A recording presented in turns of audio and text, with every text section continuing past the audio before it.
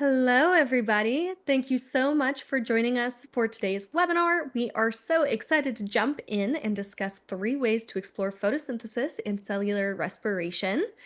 As you're getting settled in, I just want to direct you to your Zoom window. At the bottom of that Zoom window, you'll see something that looks like a little chat bubble. That's the chat box. So if you click that, it'll populate a little box. In that chat box, you'll be able to send us questions, talk with each other, all that good stuff. What we ask today is that as you are submitting your questions, please make sure that that little to section, I think it's to, and it should be a blue, it might say hosts and panelists right now. Go ahead and click on that and set it to everyone. We ask that for 2 reasons. One, we want to make sure that we are sharing our knowledge, sharing our questions. Somebody in the Zoom room is probably wondering the same exact thing. So you're kind of normalizing asking those questions and having that good scientific conversation. 2, we do not want to look like we're talking to ourselves when we answer your questions. So please make sure you set your chats to everyone. And that way everyone's just able to see what the questions are.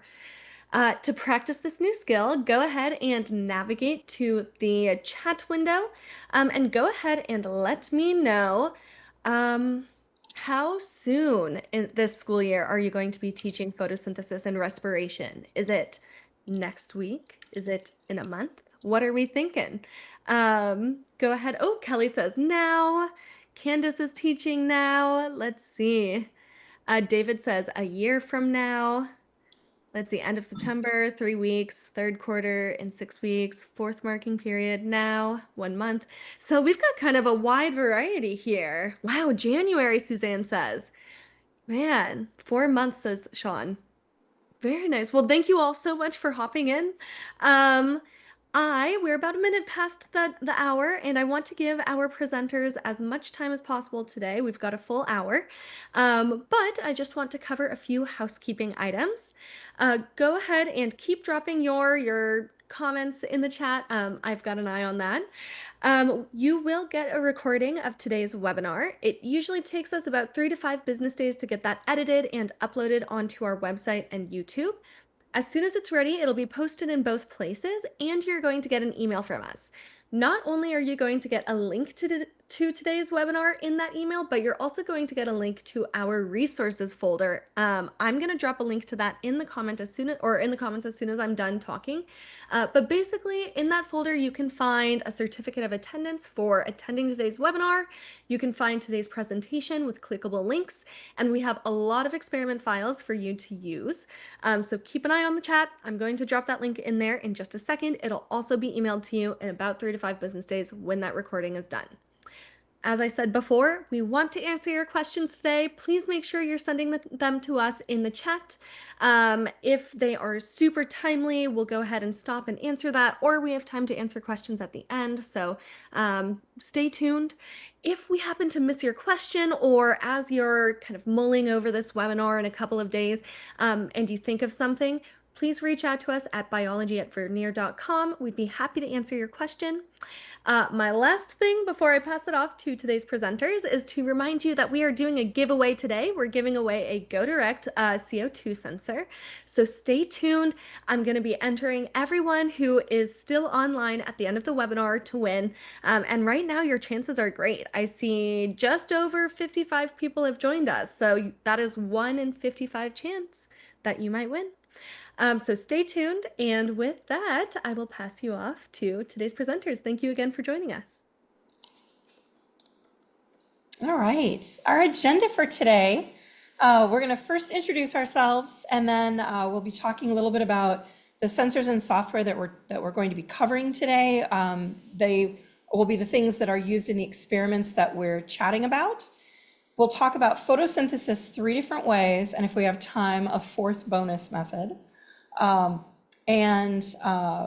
We will have plenty of time to chat along the way.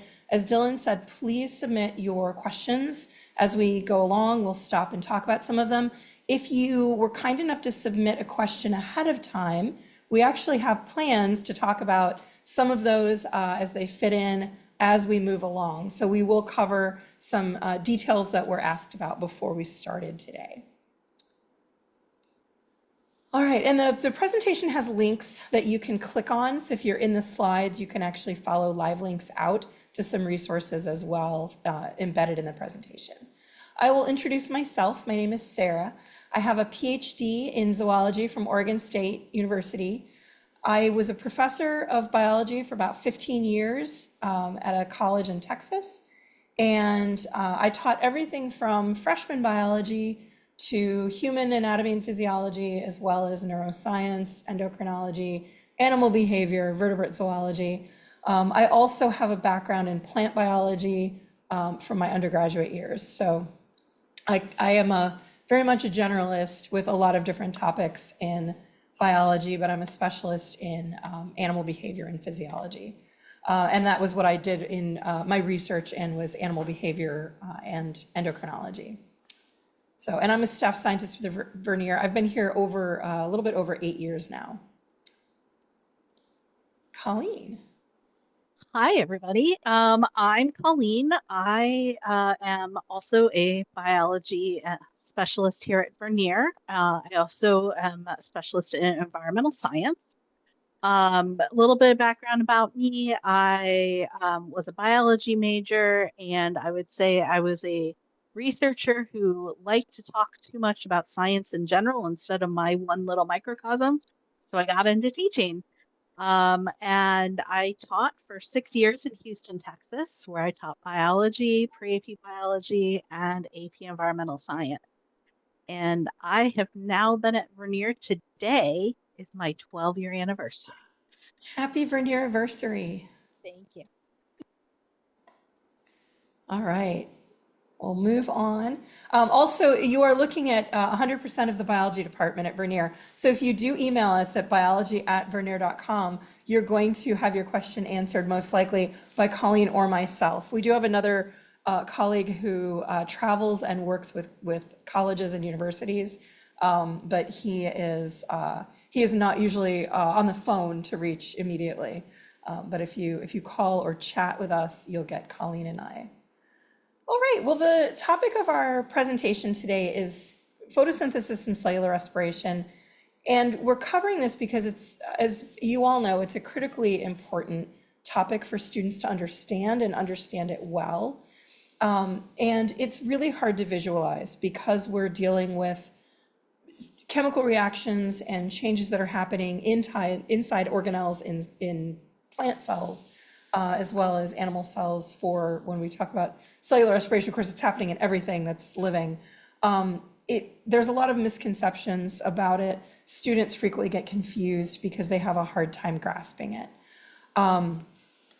I wanted to ask if you would drop into the chat your most common student misconceptions that you've encountered in the classroom, and we can compare notes with one another at this point. So go ahead if you have common student misconceptions in your class. Yes, they typically don't think plants do respiration. That was the biggest one for my college students, was they would say, oh, plants only go through photosynthesis. Light is a reactant, right? Photosynthesis being the same as plant growth. Yes, that's definitely one. Oh, yes, the origin of the oxygen is one that really confuses them. And confusing respiration with breathing. Yes, absolutely. Source of the carbon. Absolutely. Another where students don't understand that plants do both respiration and photosynthesis. Excellent. And yes, a lot of times students can repeat the equation, the overall equation, but they really don't understand the finer points of it. Yes, where does the water come from in the reaction? Excellent. And we have some new folks as well. So we'll talk about some of the ways that you can unravel this with students. And we're going to go through, as we mentioned, 3 different experiments. We're not going to be demoing the whole experiment. We're just going to talk about the context in which might be useful to use it, what is used during the experiment, how it's set up, and those are the experiments that are in the folder as free samples. All right. Oh, yes, and that plants have mitochondria too. That's another really good point to make sure that students understand that there are different organelles, and plants have both mitochondria and chloroplasts. Well, the sensors that we're going to use today, or that we're going to talk about today, they're used in all these experiments. We're going to focus on our go-direct sensors. These are used directly. They do not require an interface. You could also do these experiments with the LabQuest style sensors, the older style ones that we've made for a long time that plug in. But for today, we're just going to be talking about the go-direct versions. But the experiments work more or less the same. It's just a little cleaner with the go-direct because you don't have the extra interface that you have to worry about plugging in, and you don't have to have cables draped everywhere. These can be used with a USB port and a cable if you desire and if your device has them, or you can connect them via Bluetooth. They have easy calibration, and it's usually built right into the software app for how you calibrate the sensors. And the software that we're going to use, or we'll talk about today, is graphical analysis, but you can also use these sensors with LabQuest app. If you have a LabQuest 2 or 3, you can use it with go-direct sensors. You're going to want to update it and run the latest version of the app. But, and if you bought them many, many years ago and you never updated them, it's a good idea to do a software update. LabQuest 2 does have support for go-direct sensors, and you may even be able to use it with Bluetooth if it's the model that says LQ2-LE on the back of the unit. It has a built-in, that particular unit has a built-in Bluetooth radio. Graphical analysis, that's the app that I mentioned. The basic version of this app is free, and it's really all you need pretty much for life sciences courses. We do have a pro version of the app, but you don't necessarily need it for biology courses. The app works on 5 different platforms, so it's available for Windows, for Mac, for Chromebooks, as well as for iOS and Android devices. You can also run it in the Chrome or Edge browser if you just navigate to the URL graphicalanalysis.app, and it will run right there in the app for you on a computer or a Chromebook. On something like a tablet, an iOS or Android tablet, you'd want to install from the Apple Store if it's iOS, and from the Google Play Store if it's Android. But on a Chromebook, you just pull up a page in the Chrome browser and you type in the URL, and it runs right there for you in the app.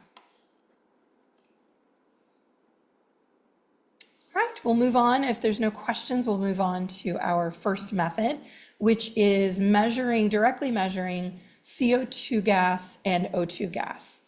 And the labs that use this method, you can find them in some of our books. There are slightly different versions depending on which books you have.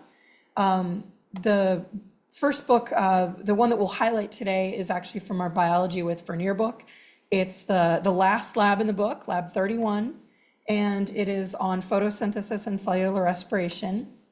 A very similar lab also appears in our agricultural science with Vernier book. In that book, it's Lab 12. And each book has options for different combinations of sensors. So if you only have O2 gas sensors, you can do it with those. If you only have CO2, you can do it with CO2 sensors, or there's even a third version that uses both oxygen and CO2 at the same time. So you've got lots of options, and those books have support for whatever combination of devices that you have. If you're using the older style LabQuest sensors and you're plugging them in, there are versions in those books for those as well. So we'll talk first a little bit about the go-direct CO2 gas sensor. This one is incredibly useful for studying cellular respiration or photosynthesis. You can use it for looking at yeast metabolism, soil respiration. A lot of students don't understand that soil is living, that there are living microbes in soil. You can use this with a soil sample and measure respiration coming from soil. You can use it with animals in a small chamber. You can use it with human exhalations and look at how much CO2 is exhaled by a human subject. It's also useful in environmental science. It also, the GoDirect version has channels for relative humidity and temperature. And this sensor uses an NDIR module that it doesn't wear out. It will eventually, maybe after 10 or 15 years, it might burn out. If it ever gets wet with water or with excessive condensation, that can also burn out the NDIR module. So this is a sensor it is for gas only. You don't want to use it in a really high condensation environment, and you definitely do not want to dip it in water. But otherwise, the sensor has a pretty long lifespan. You can also change out the rechargeable battery inside, and the rechargeable battery, those do eventually go bad, but you can keep changing out and putting in a new battery. The GoDirect O2 gas sensor, or oxygen sensor, is also very useful for things like enzyme experiments, maybe looking at catalase action. You can also use it for photosynthesis and cellular respiration. It also has an embedded temperature channel that helps with temperature compensating the data. And this sensor does have a shorter lifespan because it uses an electrochemical cell. You'll notice that all of my images of it, it's always in an upright position. Because it has a gel inside that electrochemical cell, it needs to be stored and used in an upright position. If you lay it on its side, especially as the sensor ages, that gel shifts and it will give you very wonky readings. If a student lays it down, for instance, for a while and then stands it back up, it's probably going to drift for a while until that gel shifts back. So keeping these upright at all times is very, very good. This one is also a little bit more sensitive to condensation in the atmosphere. So if you have a lot of mist in a chamber or you're seeing a lot of condensation build up, you may also see the readings drift a bit because this one is a little bit more sensitive in the detector to the effect of humidity. And again, this is one that you can change out the battery. These also can be refurbished. So if you have a sensor, they typically last about 6 to 7 years before the electrochemical cell wears out and loses voltage. You do want to calibrate them probably every 6 months to every year. And they're able to be refurbished with a new electrochemical cell that we can replace for you. It tends to be about half the cost of the whole sensor. And it should give you another 6 years out of it. The setup for this experiment where we're measuring CO2 and O2 gas, a respiration chamber, this is depicting our BC2000. Excuse me. That's our 2-liter respiration chamber. But you could build your own, or you could use our smaller one that is formatted it's basically a Nalgene bottle with an extra port. You want to use very fresh leaves. So we typically will run to the market and buy a box of spinach leaves or a bunch of spinach. I have also, though, done this with kale leaves. I've done it with lettuce. I've done it with leaves picked off of plants in my yard or outside of the Vernier office. Maple leaves work pretty well. You just want to check that they're clean and don't have anything else living on them. If you end up with like a heavy aphid load or something, you're going to probably end up with some funny results. For the run where you're doing cellular respiration, you want to make the container itself totally light safe, but have it at the same temperature as your photosynthesis run. We generally recommend doing the cellular respiration run first, wrap the chamber in foil, and then when you take the foil off to look at photosynthesis, you can use it actually to help collect the light and reflect it back into the container. The most important thing here is the photosynthetic light source. We're going to talk a little bit more about that in a moment. But typically you can get nice results with this prep in 10 to 20 minutes of data collection. That's usually more than sufficient to have a nice steady rate of gas production. So as I mentioned, some tips for success. Make sure your leaves are fresh, but not wet. You can certainly wash them if you like, but make sure you blot them dry. As I mentioned, spinach works incredibly well, especially if it's really crisp. Once leaves start to wilt, they do not work particularly well. So you do want to make sure that you're using really fresh, crisp plant material. You could use, as I mentioned, kale, lettuce, leaves from plants. Do not overheat your chamber. Make sure that if your light source is hot, that you use a heat sink. That is this extra beaker that's set between the light bulb and the chamber in this image. That is to help keep the heat from the bulb from heating up the chamber, because that will cause condensation. It'll also make the leaves sweat, and it can mess up your results. So as I mentioned, condensation will cause problems. It can cause problems with CO2, but it especially is evident when you are working with the oxygen gas sensor. As I mentioned, we recommend doing the CO2 run, the cellular respiration run first, where you wrap the chamber completely in foil to shut out all the light. That allows the CO2 gas to build up inside. And then when you add the lights and photosynthesis begins happening, photosynthesis reactions typically will happen much, much faster and are more abundant than the cellular respiration reactions. So you should see a really nice decrease in that CO2 because you've got so much more activity when the light is on. Even though you still have cellular respiration happening, if you've got a really good light source and your plant material is fresh, you should see far more evidence of photosynthesis than you do of the effective cellular respiration. And as I mentioned, the light source is important. We have found that LED grow lights are the best lights to use for a couple different reasons, mainly that they don't produce a lot of heat. They tend to have really good heat venting, and they also produce the correct wavelengths for photosynthesis. Most grow lights will have red and blue light, and we'll talk about kind of what those curves look like in a minute. Colleen, I noticed that you unmuted yourself. Yeah, I was just going to say a couple things to note as well is that one, you want to make sure you give your CO2 sensor time to warm up. Remember that does take a few seconds to warm up before you can start data collection with it. Also, it's one of those things that you don't have to use both CO2 and O2 at the same time for this activity.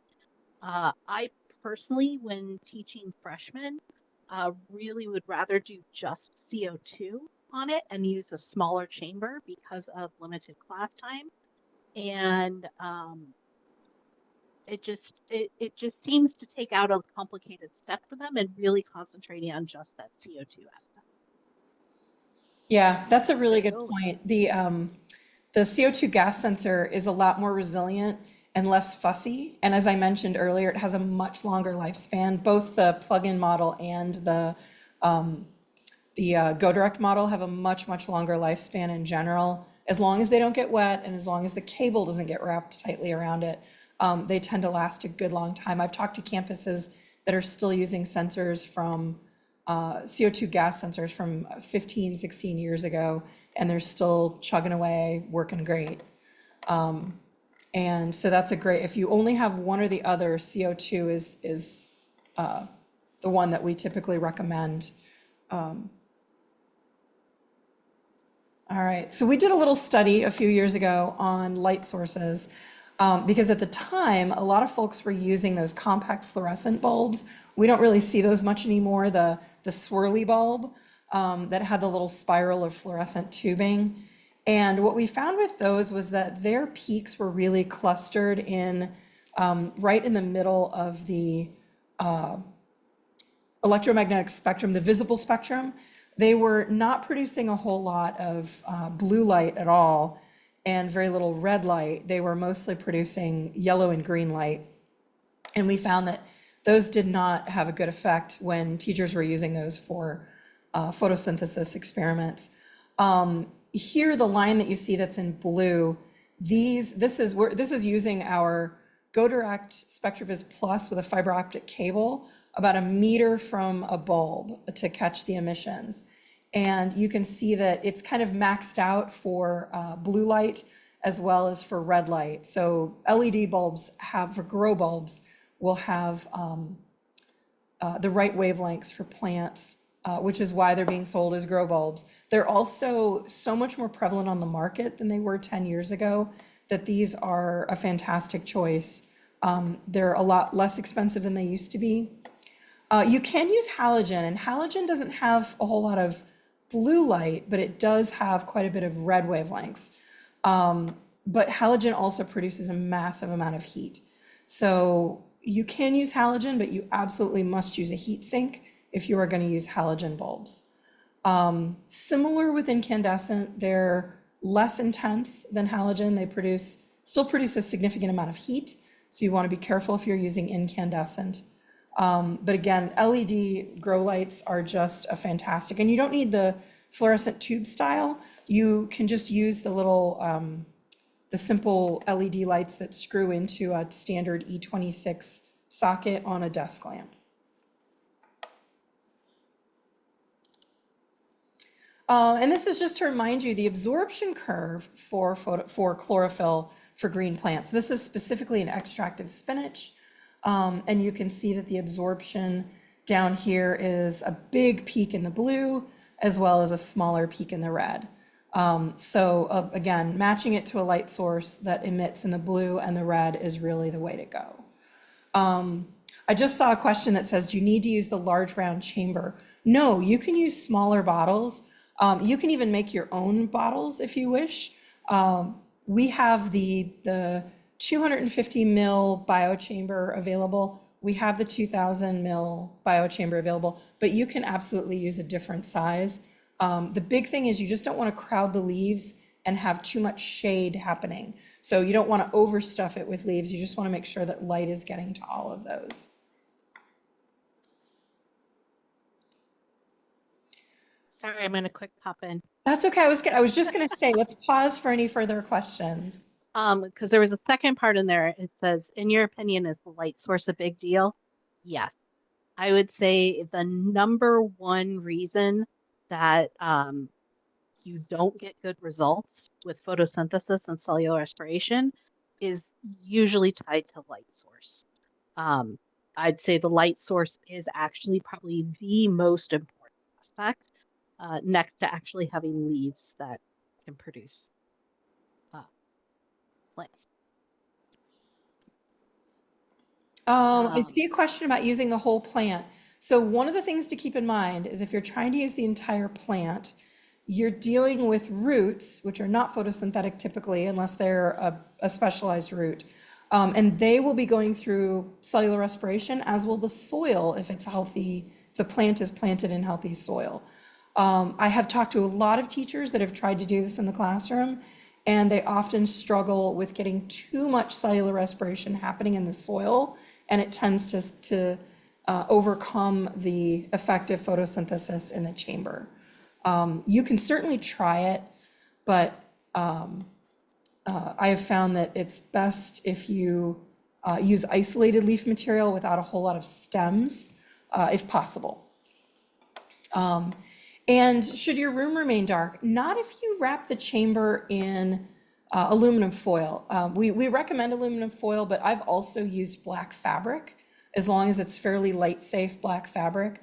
There have been times when I've wanted to do this experiment at home, but I ran out of foil, and I actually have put a chamber inside a Rubbermaid tub before, because with the Go-Direct sensors, you can actually put it inside a paper bag or something else. You can cover it a different way if you want to just set something up and something over the container.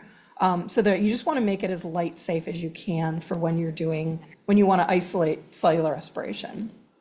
Yeah, I've had situations where I just took a coat and threw it over it, and that worked perfectly fine.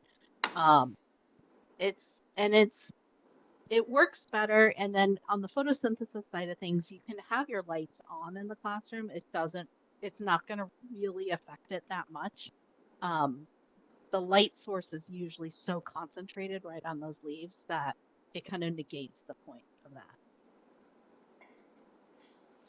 Oh, so yeah, Kelly, that's a pretty common inquiry one that you can do. A lot of times what we recommend is not necessarily just using green cellophane around the thing, around the bottle, but actually getting like um acetate theater light film Oh, theater that you can gels. Yeah. theater gels that you can just put in the light sort, like in the pathway of the light, and the light will get filtered through that. Um, I've also, my cheater method is what I call it, is it works not as good as the theater gel, but is to take that heat sink and even if I don't need it, still use it and then add food coloring to it to change the color of the water. That way you don't have to buy anything except food coloring, which you probably already have. That's a great idea. All right. Well, let's move on to the next method. This is a method that doesn't appear in one of our books, but we have a free lab on the web that we featured about 8 years ago, I think, or 7 years ago. And I just updated it, and it's in the folder in the updated version if you have the Go Direct optical dissolved oxygen sensor. So if you have Go Direct sensors, the one in the folder today is going to be the best choice.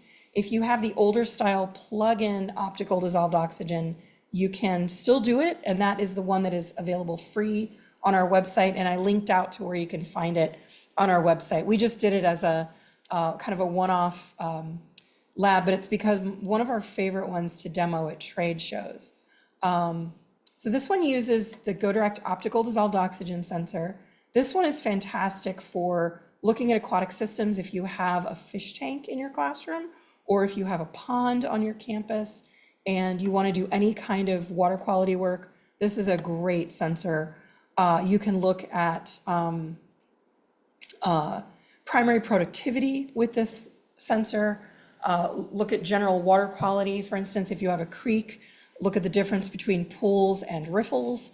It's fantastic for doing ecology and environmental science work. It is one of our more expensive sensors, but it is kind of a workhorse for the number of things you can do. And if you've ever used the older style dissolved oxygen sensors where you had to fill it with a special solution and then warm it up and then calibrate it, all of that goes by the wayside. This sensor is truly plug and play. So you dip it in the water, you let it sit in the water for about 1.5 minutes, and you take your reading. So this one, the optical dissolved oxygen has multiple sensor channels. You can study percent saturation as well as dissolved oxygen at the same time. So you can look at the effect of how temperature affects the ability of water to hold dissolved oxygen. And it also has a salinity correction factors, a salinity corrected channel. So if you know your salinity of where you're working, if you're on a coastline or you're working in an estuary, you can put in the salinity correction and it will auto correct the data for you. And this sensor also has, you can tap into station pressure as well as temperature, have a temperature readout on the sensor itself. So it is a multi-sensor in that you can get the water temperature at the same time as you're looking at the oxygen content. So for this prep, the aquatic plants that work particularly well are going to be a little champion of the fish culturing world called Java moss. It also has a close sibling or cousin, which is Christmas moss. These tend to be at aquarium stores. So if you have any store in your area that is like for fish hobbyists, they typically will carry Java moss. I learned about it. I used to be a researcher working on weakly electric fish, and all of the hobbyists recommended Java moss for helping to aerate your water. Because as a true moss, it has an incredibly high surface area to volume ratio. So it is fantastic at producing oxygen when you hit it with light. You can even see little tiny bubbles coming off of the plants themselves. Plants that will work okay are things like Kabamba, which is the one in the image, as well as Elodia. Elodia is somewhat problematic depending on where you live because it's a non-native invasive, and a lot of states restrict sales of Elodia. I found also when testing Elodia, it just didn't work nearly as well as Java moss. I really prefer Java moss or Christmas moss for that reason. You can also mail order, if I remember correctly, I was able to get Christmas moss it was a damp square of it that was sealed into a Ziploc bag and mailed from a vendor on a mail order website. So a massive retailer that will remain unnamed. But if it's one Okay, that you typically shop that's how I on, got my last. That's how I got my last batch of Java moss. It came. yeah, yeah, So you can find it very easily online. And there are some other aquatic mosses. I just recently heard about willow moss. I don't know anything about willow moss, but I'm intrigued and now I want to try it. You can also just use algae cultures, and I dropped a link into the presentation for Chlorella vulgaris. Works fantastic with this prep. We get ours from Algae Research Supply, but they are a fantastic they're a fantastic alternative if you'd rather use an algae or if you're doing a section on algae. It's great. You can also use Nanochloropsis, which is a saltwater algae. Either will work fine. And I see that Colleen is jumping in there. These are not expensive aquarium plants. Java moss, as I mentioned, is really popular with hobbyists. They will typically stitch it down if they want to use a lot of it. They'll stitch it down to a piece of plastic canvas and drop it into the back of the tank to hide the tubing, or other little tricks of aquaculturists that are making really fancy fish tanks. But it's not inexpensive, and it grows incredibly well if you want to culture it in a tank in your lab. Again, just make sure it has adequate light, but it will grow. A small golf ball sized piece will actually eventually take over a tank. It grows slowly, but it does grow reliably. So the setup for this lab, I took a quick photo the other day. This is a Nalgene bottle that ships with something like our CO2 gas sensor. We have it on a Vernier stir station. This works particularly well if you drop a stir bar in and just put the stir station on the lowest setting. I'm using a heat sink, although I probably don't have to with an LED grow bulb, but it's still good practice for your light source. That's what this tissue culture flask is, just full of water to act as a heat sink. And I just saw a question, have we used water moss or Phoenix moss? We have not. I have not tried all of the different aquatic mosses, just the one that was very, very available in my area. But if you're using an aquatic plant, you're going to want to pair it with water that has sat out overnight. I call this aged tap water. And the reason for that is when it comes out of a tap, it's usually highly, highly aerated. And you'll see the dissolved oxygen just keep slowly dropping as it equilibrates with the atmosphere. So for best results, I like to use water that is sat out in an open container since the night before, if possible, or at least a few hours in the morning, ideally overnight. If you're using an algae culture, just pour the algae culture gently in. Try not to stir it up too much to add additional oxygen when you're pouring it. And as I mentioned, it uses the GoDirect optical dissolved oxygen sensor. To get cellular respiration, again, just like the other experiment, wrap the whole chamber in foil. You don't have to seal the top. If you fill the liquid level up into the neck of the bottle, you're going to have so little headspace that it shouldn't disturb it shouldn't affect the results. And again, light quality really matters here. A good quality grow light is going to be your best bet to get nice results. And typically you can get nice results in 15 to 20 minutes usually with this prep. I've had it even shorter. This is just a run that I did with a Java moss sample, and it's just a golf ball size piece of Java moss, just kind of gently, when you're scooping it out of the tank, gently wad it up into a golf ball to get it through the neck of the bottle, and then let it kind of spread out a little bit so that all of it gets some light hitting it. And you can see the dissolved oxygen increasing when it's in the light, decreasing nicely when it's completely in the dark.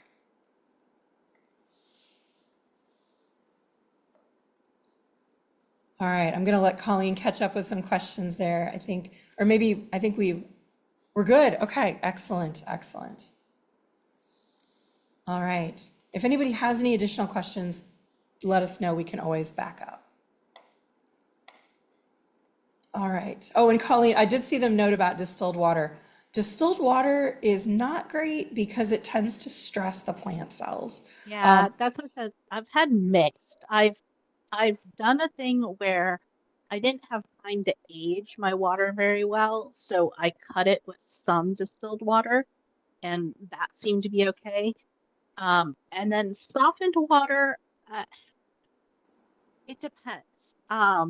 I think it depends on how soft the water actually is. Yeah, it's probably Yes, same. fine to do it with soft water. Yes, we are using the same sensor to do both readings in this situation. And yes, the presentation, you guys should have access to it in the resource folder. This graph in graphical analysis is just two runs that are overlaid, and you do that by interacting with the axis label. It will pull up toggle switches in graphical analysis, and you can turn on the runs to display them at the same time. That's the way that I got these are the same sensor, first wrapped in foil and then put under the light for the second run, and then we just overlaid them on the graph. And drinking water and spring water should work fine. Those should be totally fine. All right, let's move on to talk about our third method, which really is, technically it's really only photosynthesis because it's using an isolated suspension of chloroplasts. But this method is a little bit higher level in terms of student understanding because we're actually measuring evidence of the movement of electrons coming from the electron transport chain in photosystems 1 and 2. So labs that use this method, you can find them in Biology with Vernier Lab 7. This is more of a cookbook style lab. And very similar lab, but done in an inquiry style where students are prompted to create their own experiment in the Investigating Biology Through Inquiry book. It's Lab 12. This lab also appears in an older biology text that we have called Advanced Biology with Vernier. It was Lab 4, but it's not going to, in that book, it's going to be used, it won't have support for spectral analysis because that lab book is old enough that it has not been updated for the newer style of apps and sensors. But if you need Logger Pro instructions, you can absolutely find it there as well. This lab uses a spectrometer. So this one is going to use our GoDirect SpectroVis Plus. The spectrometer has a wavelength range of 380 to 950 nanometers. It uses a free app, Spectral Analysis, and it also has an installed version if you'd like to download it and install it on your device, or if you're on a computer or Chromebook and you're running the Edge or Chrome browser, you can just pull it up in the browser itself and run it in the browser as a progressive web app. This instrument is fantastic for doing things like chlorophyll extracts. You can actually look at a full spectrum of chlorophyll that you've extracted from a sample of plant material. You can look at the fluorescence of chlorophyll because it has a fluorescence function where you can cause your green chlorophyll to light up bright red. You can use it for enzyme studies. It's an incredibly versatile lab tool for both biology and chemistry. And I dropped in a link on our spectrometers if you'd like to learn a little bit more. And yes, this you can also use the older style SpectroVis Plus for this. That is perfectly fine. So the overview of this lab is you're going to make first a suspension of chloroplasts that you're going to keep live. So you grind up your plant sample kind of gently. You want to disrupt the cells, but not crush the chloroplasts. You can Pulse it gently in a blender. If you need to make a really big sample for a class, that's a great way to do it. You don't want to plunk it into a super high efficiency smoothie machine because you don't want to completely crush everything in the cells. But you do want to get them disrupted enough that you can strain them through some cheesecloth, and then you'll have a suspension of chloroplast that you'll keep on ice until time for lab. This also uses a redox dye that is called DPIP is the shorthand. The full name is 2,6-dichlorophenolindophenols, which is why we all just refer to it as DPIP. But this dye is neat in that it is a redox dye. When it is in the oxidized state, it is a deep cobalt blue, but when it is reduced by electrons bonding to it, it turns clear. And the cool thing is that it has a higher affinity for the electrons than ferredoxin. If anybody remembers their photosynthetic pathways, ferredoxin is what is passing electrons to NAD+ to oxidize it or to reduce it into NADPH. And this dye has a higher affinity for those electrons. So if you have active photosynthesis happening in your sample, in your chlorophyll suspension, it will turn this dye clear over time. It will slowly fade from a cobalt blue to a clear sample. So as electrons, as I mentioned, when electrons are being produced in the electron transport chain, they're going to be passed to the dye instead of NADP+. So for the experiment, you boil one sample so that you have a negative control. So boiling the sample kills the chloroplasts entirely, shuts down all biochemical activity. And then your two experimental treatments are going to be a light treatment exposed to a grow light. Although it will actually, the nice thing is if you have even a little bit of photosynthesis, that dye will start to bleach. So even a weak bulb will still do a pretty good job with creating enough photosynthesis activity to reduce the dye. You'll also do a dark treatment where you wrap the cuvette completely in foil. And then this is just an example of data when you have your unboiled sample, so your negative control, or your cuvette that's wrapped in foil, you'll see that the absorbance is going to remain pretty constant over time. It's not going to change. If you put a sample into the light, that's the red line here, you'll see that it decreases over 20 minutes. Colleen and I have done this workshop before at a summer workshop and discovered that if our chloroplast suspension is really robust and our dye is really fresh, it can happen in 5 minutes. So we were having to dilute our samples because we put them in front of the light, and when we came back 5 minutes later, they were completely bleached out. So it's just something that you have to play with a little bit. Sometimes the dye itself can be really robust and really concentrated. So ideally you want your absorption to be no more than 1, because 1 is the max. And so you just want to adjust your samples so that you are at an absorption when you start that is below 1. And then you should see nice results, although it may happen faster than you're anticipating. You could always just reduce the amount of chloroplasts that you're mixing into a sample if that happens, or reduce the time between measurements. We ended up taking a measurement every minute in order to capture data when we did the experiment. But I think this is a particularly neat experiment, especially for college students. If you're having them actually understand the different photosystems and which reactions are happening when it's light, I think that's a really cool way to show that there's actually electrons moving and transferring energy. So when I would cover energy transfer in my freshman biology class, and we would be doing cellular processes in biochemistry, this was a really powerful example.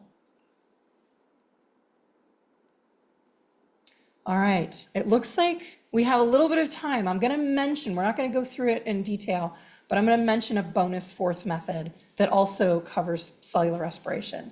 And that is to use algae beads. So again, it's a lab that uses the GoDirect SpectroVis Plus. So you can do this with the same sensor. There is a lovely algae bead kit from Biorad that you can get, and it has a dye indicator with it that will change color with cellular respiration or with photosynthesis. And you can look at absorption of the indicator in your SpectroVis Plus. We did a webinar on this. We've actually done several. So I linked in the webinar if you'd actually like to see the experiment from start to finish. We do the whole thing.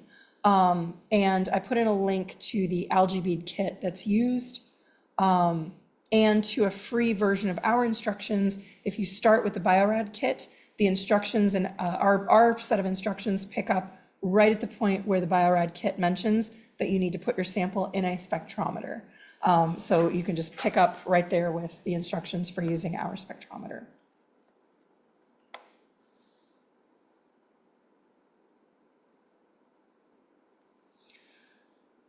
All right.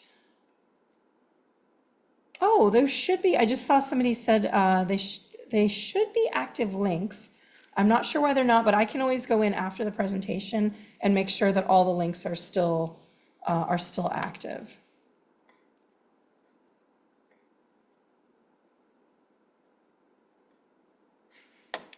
We had a good question.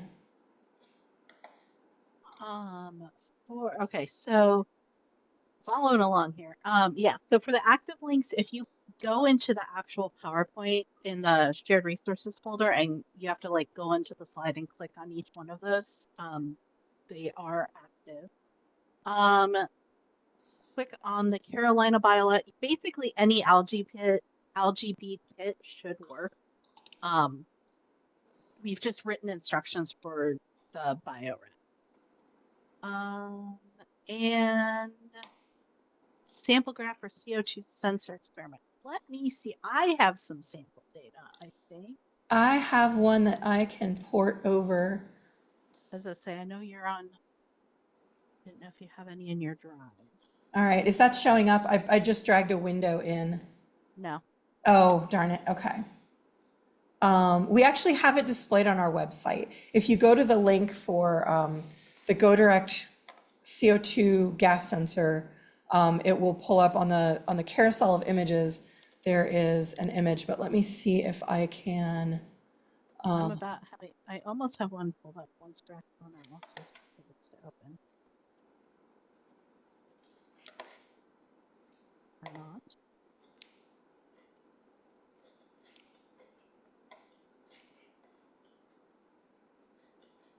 Actually, let me just change what I'm sharing.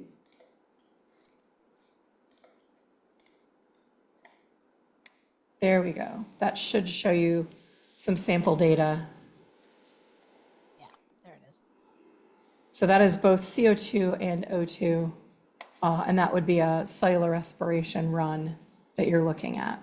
All of our books, the instructor files usually contain sample data for each of the labs, so that you can see more or less what an ideal situation looks like.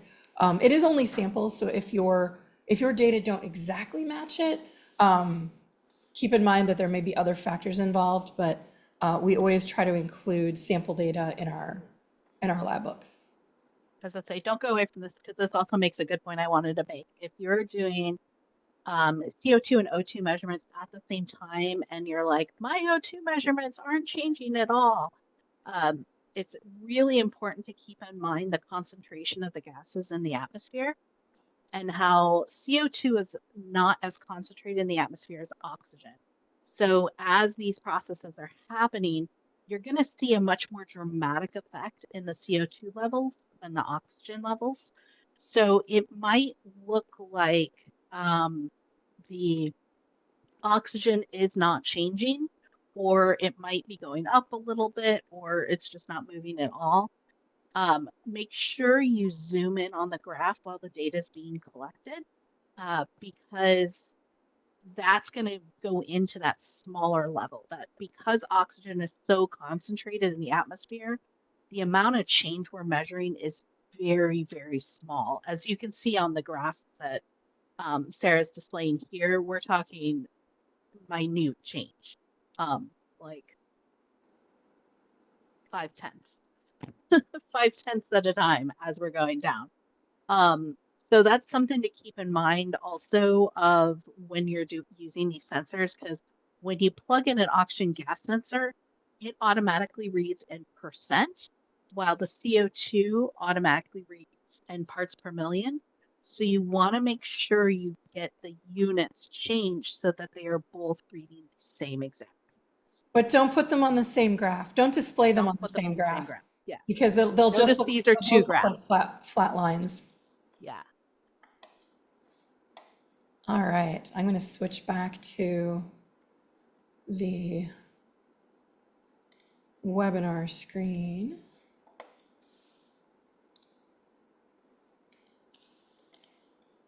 All right, well, I wanted to mention where to find labs.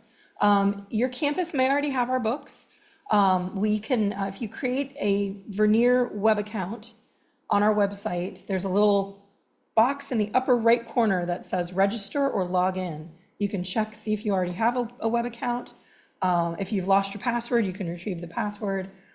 If you don't have a web account, just make one. If you use your school email, that is going to be usually the fastest way, because on the back end of the website, it'll try to match your resources with your school's domain name or your email domain name. Sometimes, though, we might need to attach them manually. We can do that. Just there's a button in the account that says, please double check what my resources are. I'm looking for lab books. These are the lab books that we typically recommend. One is written more of in a cookbook style. One is written in an inquiry style. So depending on the style of your lab and what you like your students to, how you like them to work, we have options for you. So as I mentioned, this is just the steps that I just went through. I forgot to change the slide.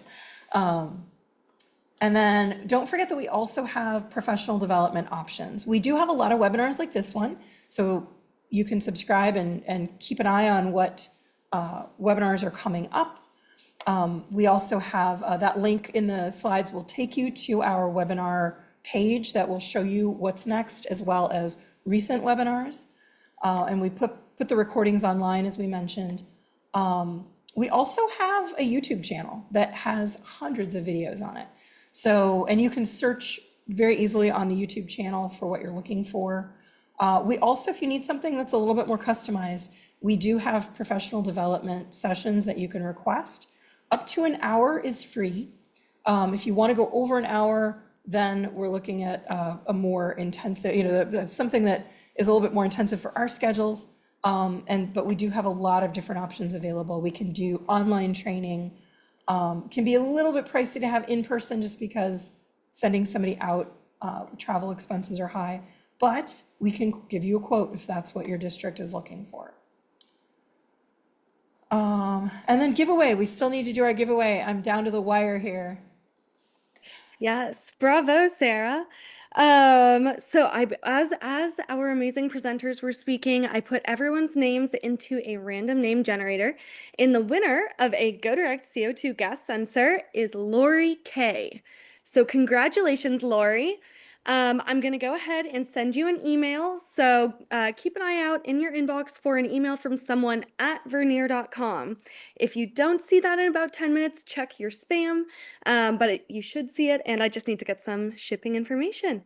I also dropped a survey link in the chat, so go ahead and please give us feedback. Let us know what you want to see next.